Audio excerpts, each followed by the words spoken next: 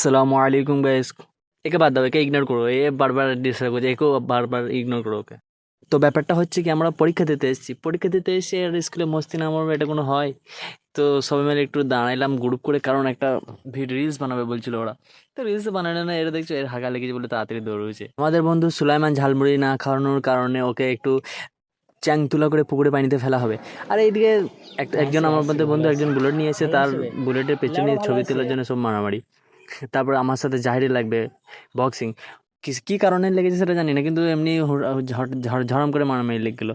ও সালা যা লম্বা লম্বা হাতের সাথে লাগালেই পেছিলাম না গলার। রনি কুম্ফু ক্যারাটে করছে, কুম্ফু ফু ফু ফু। রনি একটা টাইট পারানি জামা পরেছে দিদি, ওকেই খোঁচা মারছে সবাই, যে এত ভুঁড়িটা মোটা হয়ে গেছে রনির।